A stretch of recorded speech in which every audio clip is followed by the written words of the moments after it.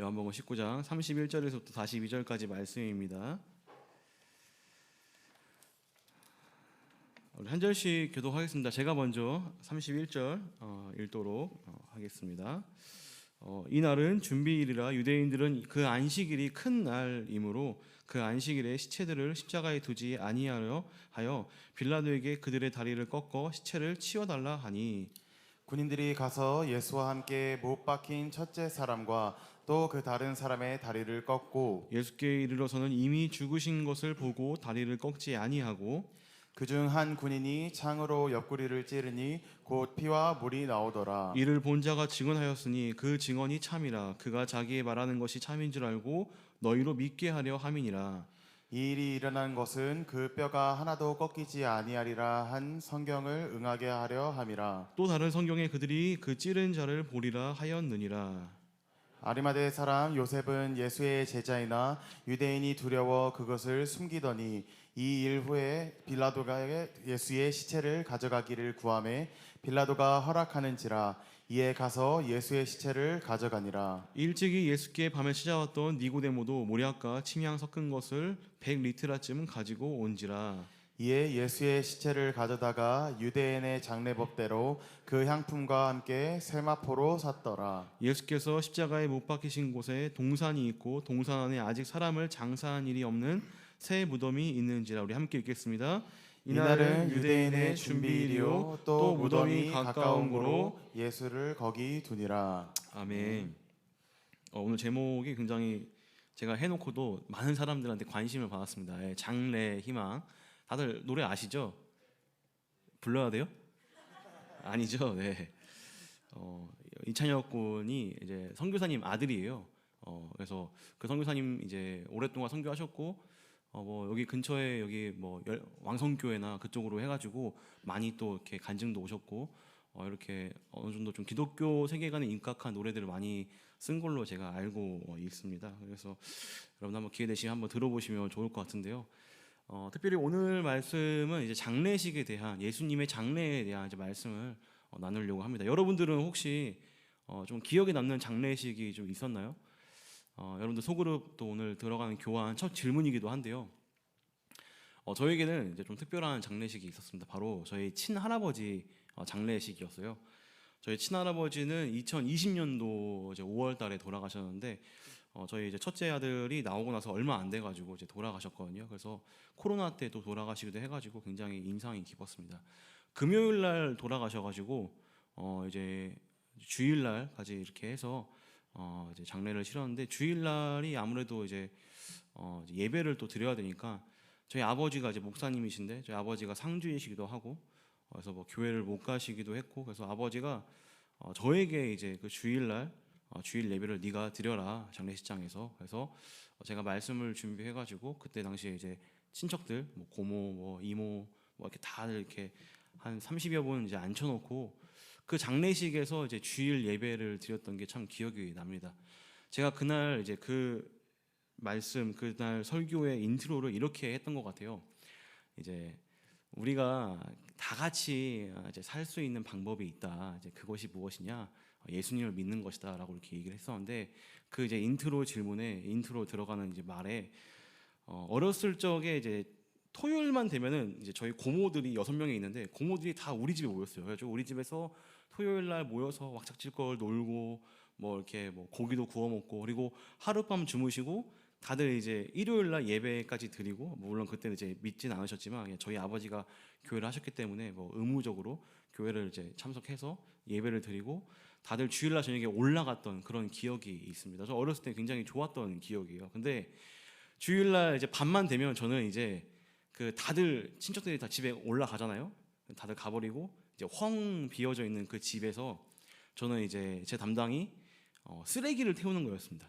주일날 밤에 이제 그때 당시 시골이어가지고 이제 친인척들이 같이 이제 있었던 그 추억들이 담긴 쓰레기를 제가 저기 이제 밑에 논두렁에 가가지고 태우는 거예요. 그러면 저는 그때 항상 울었던 것 같아요. 왜 울었던 것 같아요? 그 친척들이 가고 나니까 그 약간 헝한 마음 뭔지 아시죠, 여러분들? 친척들이랑 재밌게 놀다가 아무도 없는 그 집에서 또 그 추억들, 형이랑 먹었던 뭐 과자 찌꺼기들, 뭐 과자 봉지 이런 거 태우면서 많이 울었던 것 같습니다. 그래서 제가 그 얘기를 하면서 이제 고모들에게 우리가 천국에 가면 여러분들이 이제 고모들이 친척들이 형들이 예수님을 믿으면 우리가 천국에 가서 같이 살 수 있다, 이런 얘기를 했던 것이 기억에 납니다. 여러분들도 한 번쯤은 그렇게 기억에 남는, 추억에 남는 장례식이 있을 건데요. 오늘은 이제 이 예수님의 장례식과 그리고 조금 더 이제 넓게 봐서 예수님의 죽음에서부터 그 묻히시는, 그 매장되시는 것까지 한번 쭉 살펴보려고 합니다. 이제 우리나라는 대부분 이제 이 사람이 죽고 나면 이제 매장을 하죠. 땅에 이제 묻는데 뭐 요즘에는 뭐 화장도 많이 하고 뭐 수목장도 하고, 또 여러분들 뭐 드라마에 많이 나오는 거 이제 뭐 물에 뿌리기도 하고, 요즘엔 안 된다고 해요. 근데 당시에 이제 이 이스라엘 이제 고대 근동과 이 유대인들의 이 매장 풍습은, 이 장례 풍습은요, 그 이제 유대인들의 그 산지가 석회질이 많았답니다. 석회질이 많이 함유된 산이어가지고 쉽게 동굴을 팔 수 있었다고 해요. 그래서 그 동굴에다가 시신을 안치해 놓고 이제 썩기를 기다리는 거예요. 근데 이제 이 유대 지역이, 이스라엘 지역이 습도가 굉장히 낮아가지고 썩는데 꽤 오랜 시간이 걸렸다고 합니다. 뭐 많으면은 뭐 1년까지, 적게는 6개월, 이 정도의 기간이 지나서 이제 시신이 다 썩으면 이제 그 뼈를 이제 잘 모아다가 함에다가 넣는다고 해요. 그래서 그 동굴 한 켠에다가 그 뼈를 쌓아 놓는 거죠. 근데 이건 또 가족 동굴이어가지고 우리 가족 중에 한 명, 우리 친척 중에 한 명이 또 죽으면은 그 동굴의 입구를 열어서 옆에다가 혹은 그 위에다가 이제 층을 나눠가지고 또 매장을 해가지고 이렇게 가족 장례를 하는, 매장을 하는 그러한 식의 이제 풍습이 이제 있었다고 합니다. 이제 우리가 이제 쉽게 떠올리면은 여러분들 죽은 나사로를 기억하면 될 것 같아요. 나사로가 그 굴에 이렇게 매장되어 있다가 예수님이 부르니까 나온 것이죠. 그거를 떠올리면 쉬울 것 같은데 예수님도 동일한 방법으로 이제 매장이 되셨습니다. 근데 이제 우리가 한 가지 조금 기억해야 될 것은, 예수님이 이제 안치되었던 그 동굴이 아무도 사용하지 않았던 새 동굴, 그러니까 아무도 쓰지 않았던 새 동굴이라고 이제 했던 것이 이제 그 강조를 하고 있는데, 이것이 나중에 이제 20장에 가면은 예수님이 부활하셨던 그 사건의 좀 중요한 단서가 되기도 해요. 자, 한번 말씀을 보겠습니다. 오늘 말씀은요, 이제 두 부분으로 이제 되어져 있는데요. 그 첫 번째 부분은 이제 예수님의 그 십자가 부분에 대해서 얘기를 하고 있고, 그리고 뒷 부분은 이제 예수님의 그 장례와 이제 숨겨진 제자들을 이제 알려주는 그런 말씀으로 이제 구성이 되어져 있습니다. 우리는 지난 시간에 예수님의 그 십자가 죽음을 보면서 구약의 말씀을 성취하시고, 또 구약과 대비되는 여러 가지 이야기들을 하시면서 그 핵심되는 내용들을 또 강조하셨고, 그리고 마지막으로 이 예수님께서 죽으신 것은 스스로 이 목숨을 내어주신 것, 스스로 이 목숨을 우리들에게 그들에게 내어주신 것이다라고 이렇게 설명을 했습니다. 오늘 말씀에서도 이런 구약의 성취의 내용들이 담겨져 있는데요.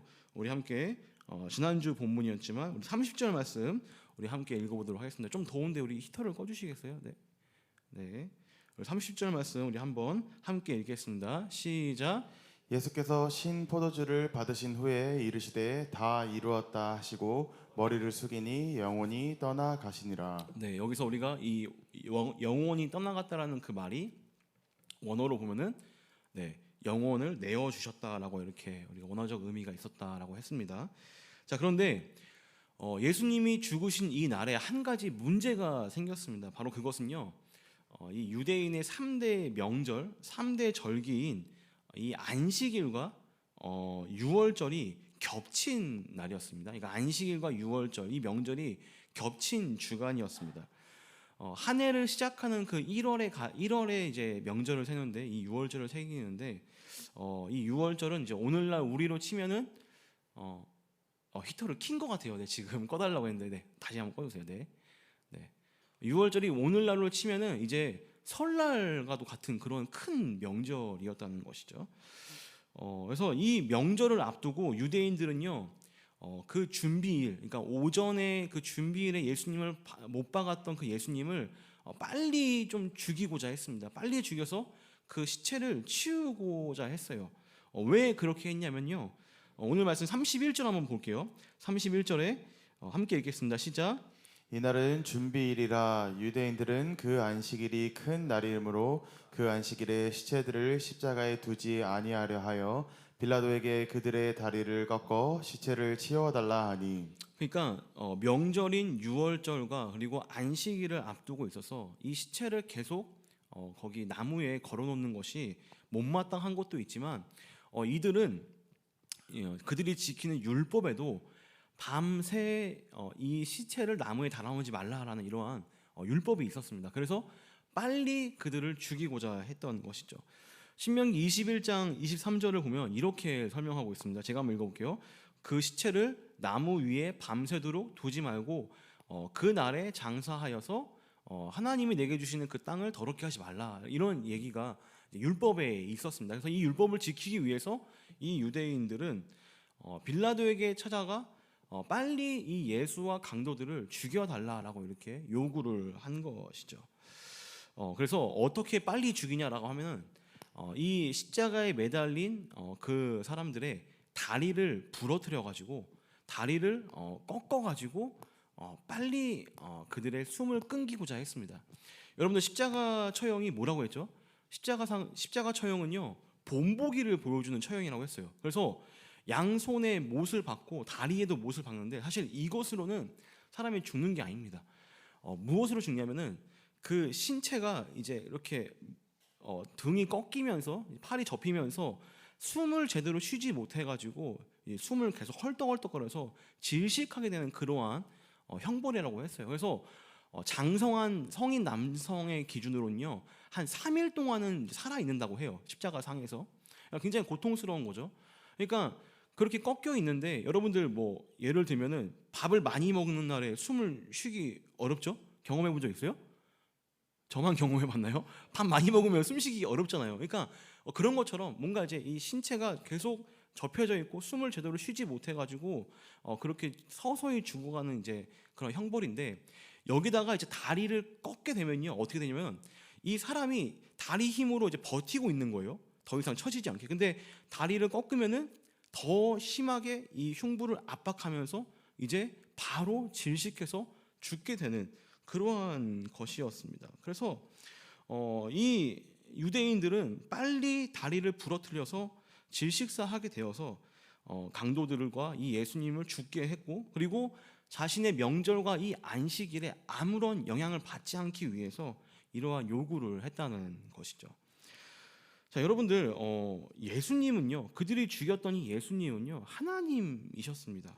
이 하나님, 율법을 주신 분이시고 또 율법을 완성시키신 분, 우리는 그렇게 얘기를 하고 있는데 이 예수님의 숨통을 빨리 끊으려고 하는 이 유대인들의 목적이 뭐였습니까?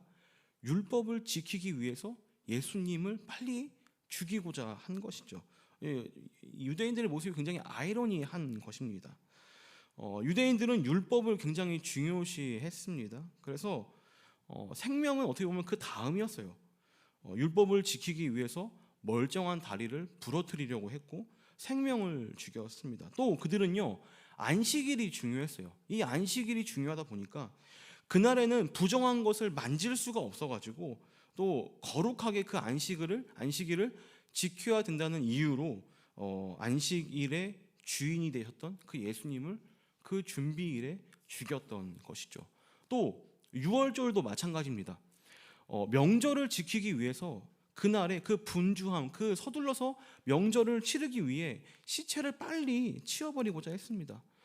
어떻게 보면요, 이 유월절 정말 자유, 출애굽을 기념하는, 축하하는 그 날에 진짜 출애굽을 이루신 예수님을 죽이는 그러한 아이러니함을 이들이 보여주고 있는 것이죠. 율법이신 예수님을, 그리고 진짜 안식이신 예수님을, 그리고 유월절의 주인이신 예수님을 자신들의 명분과 의식과 종교성 이런 것 때문에 하나님의 아들을 죽인 것입니다. 단적인 예가 사도 바울의 예가 또 있습니다. 여러분들 사도 바울이 예수님을 만나기 전에 누구였죠? 이름은 옛날 이름이 뭐였어요? 왜 옆 사람을 쳐다봅니까? 사울이었죠. 사울. 그도 사실 하나님과 이 율법에 너무나 충성했던 적이 있습니다. 예수님을 만나기 전에. 그때 어땠어요? 예수님을 따르는 그 예수님의 도를 걷고 있는 십자가의 도를 걷고 있는 사람들을 핍박하고 죽였습니다. 왜 그랬어요? 하나님을 사랑하고 유대교를 그 율법을 지키고자 하는 마음에서 그러한 일을 했던 단적인 예를 우리가 볼 수 있는 것이죠. 여러분들 이것은요 우리도 종종 저지르는 그러한 모습, 죄의 모습일 수 있습니다. 그러한 실수를 우리도 범할 수 있는 것이죠. 여러분들 예배가 중요합니다. 신앙생활이 중요해요. 습관이 중요합니다. 그러나 그 안에 그 중심에 뭐가 있는지도 우리가 한번 잘 살펴봐야겠습니다. 중심이 없고 무늬만 있는 그런 형식적인 예배들, 하나님과 예수님은 없는 정말 내 도덕과 내 의만 있는 그런 신앙생활, 이웃과 형제 사랑이 없는 교회 생활들, 우리는 너무나 쉽게 이러한 오류들을, 죄들을 저지르곤 합니다. 자칫 잘못하다가 우리들도요 종교 생활만 하고 있지 사랑은 전혀 찾아볼 수 없는, 또 이해와 배려는 전혀 찾아볼 수 없는 그러한 자신의 의와 경험에서 나오는 그러한 모습들이 우리들 가운데 있다라는 것이죠. 제가 옛날에 이제 개척교회를 다녔었는데요. 이제 뭐 개척교회다 보니까 잠옷실이 사실 따로 없었어요. 그러니까 애들도 막 같이 예배드리고 깐난 애기들도 같이 막 아장아장 거는 애들도 같이 예배드리고 했었는데 설교 시간에 그 이제 막 걸음마를 뛴 그 꼬맹이 아이가 엄마의 그 품을 이제 벗어버리고 던져버리고 강대상으로 이렇게 달려오는 거예요. 목사님한테 설교하고 있는데, 자 영화부 선생님들, 자 영화부 친구들이 예배드리다가 정물순한테 막 뛰어가요. 예배 시간에, 설교 시간에. 그럼 어떻게 합니까? 지창 형제, 터치다운 막아요? 올려드려요 이렇게 아예? 다시 데리고 이렇게 들어가죠. 예. 좋습니다. 우리는 그런 게 훈련이 잘 돼 있어가지고. 근데 이제 그때 그 꼬맹 아기가 강대상까지 올라왔어요. 올라와가지고 목사님이 이제 어떻게 해요? 이 아이를 어떻게 했을까요? 발로 이렇게 치워버렸을까요? 얘를 이렇게 안고 설교를 하는 거예요. 여러분 어떨 것 같습니까? 상상이 가요? 개척교회에서는 충분히 상상 갑니다. 여러분 생각해 보세요. 목사님이 그 당시에 사랑을 얘기하고 있어요. 막 이웃 사랑, 다음 세대. 근데 아기가 올라왔다고 해서 막 화내는 거야. 빨리 막아, 치워, 빨리 치워. 이해가 돼요? 그러니까 이런 오류를 지금 유대인들이 저지르고 있는 것입니다. 유대인들은요 너무나 우둔한 모습으로 율법을 지키기 위해서 하나님을 죽인 것입니다. 예수님의 십자가가 하나님의 사랑을 정말 그 극도로 보여줬다면, 그 십자가상에서 하나님이 예수님을 통해서 그 사랑을 정말 그 극치의 모습을 보여줬다면, 유대인들은 그 십자가의 모습으로서 자신의 그 죄악됨, 그 율법주의의 그 너무나도 어이없는 그 아이러니함을 보여주고 있는 것이죠. 자 이제 빌라도는요 이러한 유대인들의 요구, 빨리 저들을 죽여달라는 그 요구를 듣고 이제 로마 군인들을 그 십자가로 보냅니다. 그래서 죄수들의 다리를 꺾습니다. 빨리 죽이기 위해서. 근데 여러분들 이때 어떤 일이 일어났냐면요, 우리 32절과 33절 말씀 한번 읽도록 할게요. 32절과 33절의 말씀입니다. 우리 함께 읽겠습니다. 시작. 군인들이 가서 예수와 함께 못 박힌 첫째 사람과 또 그 다른 사람의 다리를 꺾고 예수께 이르러서는 이미 죽으신 것을 보고 다리를 꺾지 아니하고. 예수님과 함께 못 박힌 두 강도는 이제 다리를 꺾어서 죽입니다. 근데 이제 로마 군인이 예수님 앞에 갔는데 예수님이 이미 돌아가신 거예요. 이미 숨이 끊겨져 있는 것입니다. 다리를 꺾기도 전에 이미 죽으신 것이죠. 근데 이 로마 군인은요 빌라도의 명령도 아니었습니다. 근데 자신이 가지고 있는 창을 예수님의 배에 찌릅니다. 예수님을 찔러요, 옆구리를. 한번 생각해 보세요. 왜 그가 이렇게 했을까? 당시에 이제 이렇게 십자가 상에서 이제 매달려 있을 때 쇼크나 그리고 이렇게 기절했던 일들이 비일비재했다 합니다. 그래서 그거를 확인하기 위해서 확인 사살을 로마 군인이 한 것이죠. 자, 그래서 이 예수님이 그 십자가에서 옆구리에 창을 찔리시고 그리고 거기서 물과 피를 쏟음으로써 예수님은 확실히 죽으셨다는 것을 이렇게 성경 저자는 말하고 있습니다. 한번 생각해 보겠습니다. 처음부터 예수님이 다른 이 십자가에 못 박힌 그 강도들보다 일찍 돌아가셨습니다. 일찍 죽으셨습니다. 그리고 로마 군인들이 그것을 통해서 예수님의 다리를 꺾진 않았습니다. 오히려 어떤 걸 했냐면 예수님이 그 달린 그 죽으신 그 상태에서 로마 군인의 창에 찔려서 그 배에서 물과 피를 쏟게 되는 그러한 일이 일어났다고 우리가 이 성경 말씀을 얘기를 합니다. 사도 요한은요 이 사건을 이렇게 자세하게 적어놓은 경위가 있습니다. 사도 요한이 왜 이처럼 이렇게 예수님의 죽음을 너무나도 디테일하게 얘기하고 있을까요? 이것은요 첫 번째로는 예수님의 이 죽으심에 구약 말씀의 성취함, 구약 말씀이 이루어졌다는 것을 얘기해주고 싶은 것 한 가지가 있고, 또 다른 한 가지는요 바로 예수님은 확실히 진짜로 죽으셨다, 이것을 얘기하고 있는 것입니다.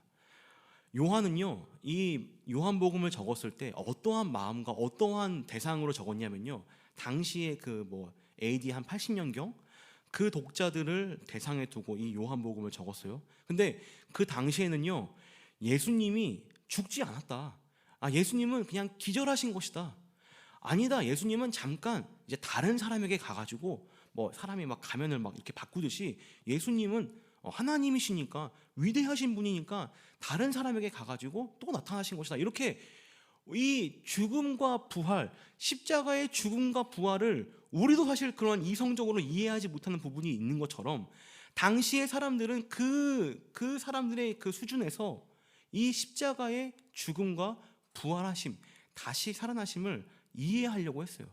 그러니까 죽지 않았고 기절했을 거야, 아니야, 하나님이시니까 잠깐 그랬다가 다시 그런 것이, 이러한 것들을 종식시키기 위해서 사도 요한은요 정말로 예수님이 진짜 죽으셨고 진짜 부활하셨다는 것을 재차 강조하고 있습니다.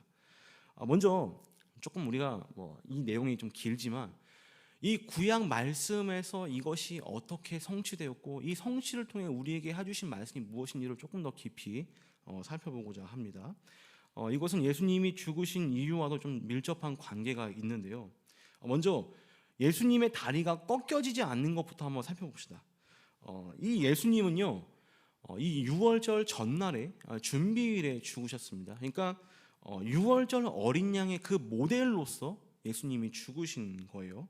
자, 근데 이 유월절 어린 양을 죽이는 데 있어서 중요한 사항이 있었는데 바로 이 양의 뼈를 꺾지 않는다라는 그런 말씀이 있습니다. 민수기 9장 12절 말씀 한번 읽어보도록 하겠습니다. 민수기 9장 12절입니다. 우리 함께 한 목소리로 읽겠습니다. 시작.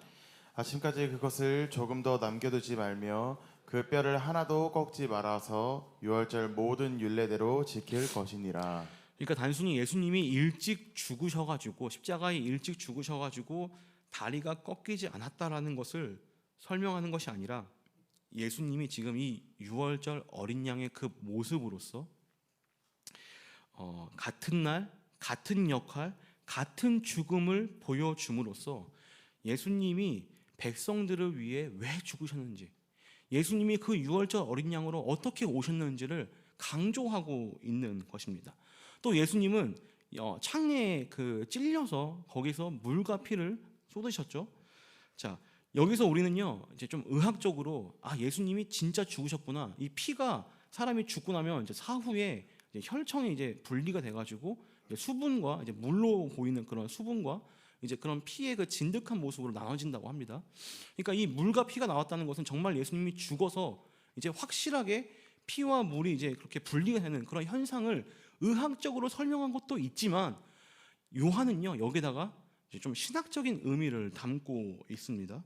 그 예수님이 피가 무엇을 의미합니까? 바로 우리의 죄를 씻기는 그 보혈로서 얘기하고 있는 것이고, 또 그 물은요 우리에게 주시는 그 성령의 모습으로서 성령으로서 설명하고는 합니다. 그래서 예수님이 우리의 죄를 씻기시는 그 피의 원천, 그 보혈의 원천이시며 또 우리에게 성령을 주시는 분이다라는 것을 사도 요한이 얘기하고 있는 것이죠.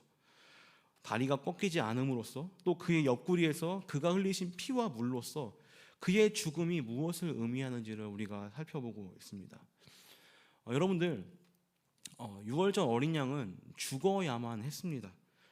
이 어린 양이 죽어야지만 그 피가 흘러서 그 피를 그 문설주에 발라야지만, 그리고 그 양을 그들이 먹어야지만 그들은 죽음을 피할 수 있었습니다. 이것은요, 우리들에게도 그대로 적용이 되는 것입니다. 예수님은 왜 죽으셔야 했습니까?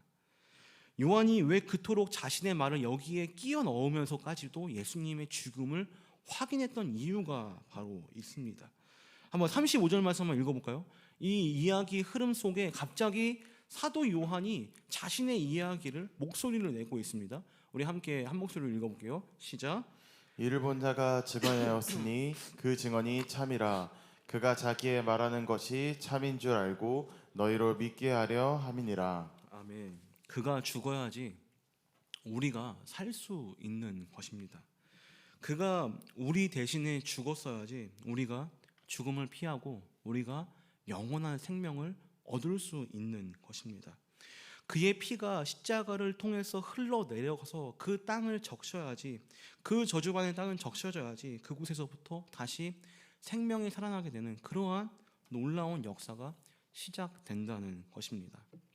여러분들, 이 피로 말미암아, 그의 죽음으로 말미암아 이제 새로운 역사와 새로운 이제 생명이 시작이 되었습니다. 그 단적인 예를 무엇으로 보여주고 있냐면 예수님의 숨겨진 제자들이 갑자기 등장하게 됩니다. 여러분들, 오리지널 제자들은 다 도망갔어요.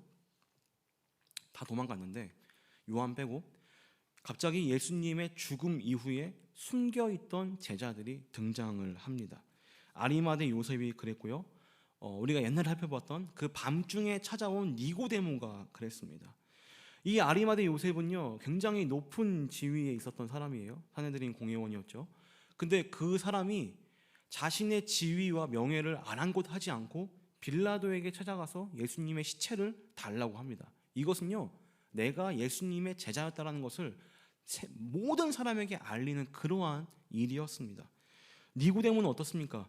그는 더 이상 밤중에 예수님을 찾아오지 않았습니다. 다른 사람들이 다 보여지는 그 낮에 예수님의 시체를 위해서 자신의 재산의 일부를 팔아 그 향품과 예수님의 장례식의 모든 것들을 준비했던 그러한 대담한 모습을 볼 수 있습니다. 예수님의 죽음이, 그 예수님의 피 흘림이 이들의 마음을 움직였고, 그리고 담대한 용감한 헌신의 제자로서 그들을 불러일으켰다는 것입니다. 말씀을 정리하겠습니다. 예수님은 유월절 어린 양의 모습으로 죽었다라고 했습니다. 우리는 사실 예수님의 죽음을 너무 좀 얇게 알고 있어요. 예수님의 죽음을 너무 얇게 알고 있습니다. 그저 그분의 피 흘림으로써 내 죄가 씻겼다, 내가 죄인이 아니다, 이렇게 정도까지밖에 우리가 생각하지 않고 거기서 계속 머무르고 있죠. 근데 여러분들, 예수님은요 언제 돌아가셨냐면요, 이 유월절을 앞두고 돌아가셨습니다. 유월절이라는 거예요. 만약에 예수님께서 단지 우리의 죄만 용서해 주시고 속죄해 주셨다면요, 차라리 어쩌면 대속죄일이라고 또 따로 있어요, 명절이. 그때 돌아가셨던 게 더 의미가 있을 수 있습니다. 근데 예수님은요 유월절을 앞두고 돌아가셨다는 것이죠. 여러분들, 유월절은요 무엇을 의미하는 날입니까? 유월절은요 해방을 의미합니다. 해방, 자유인 것이에요. 이 유월절이 지나면요 이제 이스라엘 백성들은요 애굽을 떠나게 되는 것입니다. 자유의 몸이 됩니다. 새로운 시작을 알려주는 것이 바로 유월절이고, 그래서 그들의 그 절기 12달들요 이 유월절을 시작으로 1월이 시작되는 것입니다. 이들은요 이제 애굽을 탈출해서 새로운 땅으로 나아갑니다. 더 이상 종이 아니고요, 이제 자유를 얻게 되었습니다. 더 이상 그들을 속박하는 것이 없어졌습니다. 그들은 이전과 전혀 다른 통치를 받게 되는 것이죠. 바로 예수님의 죽으심이 이 유월절 그것을 통해서 의미하는 바는요, 우리에게도 동일하게 이루어지는 것입니다.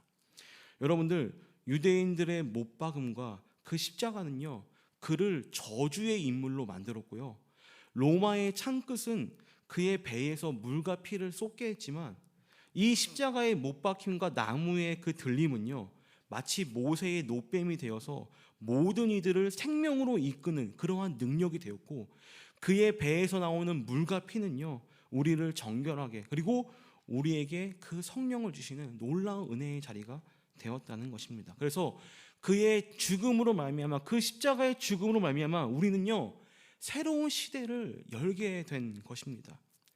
이 새로운 시대를 맞이한 사람들이 어떻게 했습니까? 아리마대 요셉은요, 사람들의 시선을 더 이상 의식하지 않았습니다. 니고데모는요, 더 이상 밤중에 숨어 있지 않고 그 밝은 빛으로 나와서 예수님을 맞이했습니다.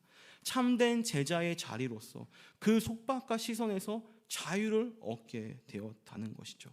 그 예수님의 죽으심으로 말미암아 수많은 사람들을 죽음에서 생명으로, 죄에서 자유로, 또 절망에서 소망으로 바꾸신 것이 바로 이 예수님의 십자가 죽음이라는 것입니다. 여러분들은 어떻습니까? 우리는 지금 어떻습니까? 이 유월절 어린 양으로 돌아가신 이 예수님, 그분이 하신 일들을 우리 삶 속에서 얼마나 상기하고 기억하고 있습니까? 여러분들, 우리는요, 그 예수님의 십자가 죽음을 통해서 더 이상 죄에서 구속되어 있는 존재가 아님을 우리는 기억해야 합니다. 자유를 얻은 자임을 기억해야 합니다. 세상 사람들의 시선보다 더 중요한 하나님의 시선이 우리와 함께하고 있다는 것을 여러분들 기억하고 있어야 됩니다. 여러분들, 이 십자가는요, 하나님이 거기서 죽으신 것입니다. 하나님이 여러분들을 위해서, 우리를 위해서 죽으신 것입니다. 그토록 여러분들은요, 중요한 사람이고 그런 말할 수 없는 사랑을 받은 자임을 기억하시기 바랍니다. 여러분들, 우리 함께 갈라디아서 2장 20절 말씀을 읽고 말씀을 이제 끝내려고 하는데요, 우리 함께 갈라디아서 2장 20절 말씀을 한번 읽어보도록 하겠습니다. 함께 읽겠습니다. 시작. 내가 그리스도와 함께 십자가에 못 박혔나니 그런즉 이제는 내가 사는 것이 아니요 오직 내 안에 그리스도께서 사시는 것이라. 이제 내가 육체 가운데 서는 것과 나를 사랑하사 나를 위하여 자기 자신을 버리신 하나님의 아들을 믿는 믿음 안에서 사는 것이라. 아멘. 여러분들, 이러한 삶의 고백이, 또 그러한 도전과 결단이 우리 가운데 있길 바랍니다. 예수님의 십자가를 통해서 또 내가 더 예수님께 가까이 나아가는 그런 우리 라이프 캐쳐 되시길 주님의 이름으로 축원드립니다. 이 시간 함께